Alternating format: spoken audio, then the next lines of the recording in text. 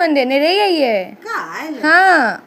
काल तो हम केला के तीमन बनेने रहिए केला के हां क्या की भेलो नहीं निकला बड़ नीक छला ये काकी केना बनेलिए ये ओहन केला के सब्जी लहसुन के बनेली ठीक है मैं हां बिना प्याज लहसुन के बने निक लागला बड़ नीक छला ये एकदम टेस्टी चले टेस्टी हाँ हाथ मसाइन के कते निक लागल बहुत नीक लागले खाए में केना बनेलिए ये केना बनेलिए जना बनै छै तना हमरा ओकर जना बनै छै त किछ अलग क के बनेलिए कनी हमरा रेसिपी द देब ओकर तोरा रेसिपी द दियो हाँ ये बड़ नीक छले लेकिन एते स्वादिष्ट लागले खाए में ई बुझाइ छले जे प्याज लहसुन में नहीं बिल्कुल नहीं बुझाई छले मूंग के दाल द के बनेने रहिए ठीक है मैं तब तो और हेल्दी छले हां चल बता दे छ रेसिपी ठीक है चलो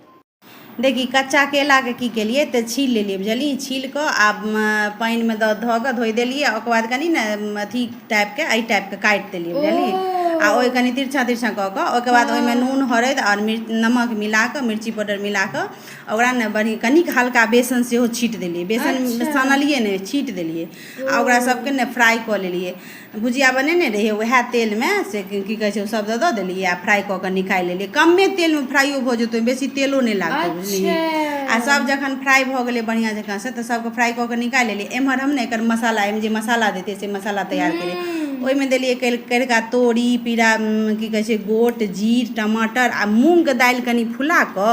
आ सेहो देलिए ओइ में सबके संगे द के पीस देलिए मिक्सी में बुझली ओकर बाद जन मसाला तैयार भ गेलै पिसा गेलै एम्हर की कहे छै जे सारा जते रहे ई माने केला हम सबटा फ्राई क के निकाल लेलिए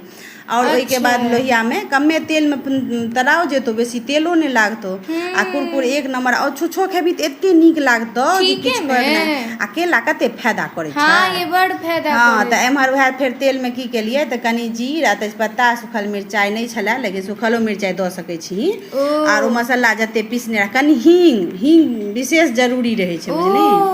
त कनी हींग सेहो द देलिए और मसाला जते पीसने रहिए से द देलिए पानी सब धोई धाई क मसाला पिसला द देलिए ओइ में हरद धनी आ मिर्ची पाउडर आ नमक सबके ज्यादा मसाला नहीं देलिए एतबे मसाला द क और नमक द क सबके भूज देलिए ओइ में ने जन खूब बढ़िया जका भुजा गेलै ओइ के बाद ओइ में कनी की केलिए त ओइ में कनी दही खसा देलिए दही हां मैंने ज्यादा दही खट्टे रहे के चाहिए आ ने नॉर्मल एकदम ठीक ठाक अच्छा दही कनी खट्टो रहतो तो चलतो मीठा नहीं होके चाहिए तो ओइ में की केलिए तो द देलिए ओकर बाद ओकरा दही दैत घड़ी ने ताव के कनी कम क दैके रहे छै नहीं तो फाट जाए छै दही तो दही द के फेर सबके बढ़िया जकां से हम भूज लेलिए तो जते ओकर बाद हमरा जते ओइ में जरूरत छले रस के ग्रेवी के क्या हम हाथ में सान के खैतिए रहे ओइ दुआरे हम बनेलिए हां तो ओकर बाद ओइ में की गेलै जे रस देला के बाद उ बरक गेलै ओइ के बाद ओकरा जते केला फ्राई केने रहिए से सब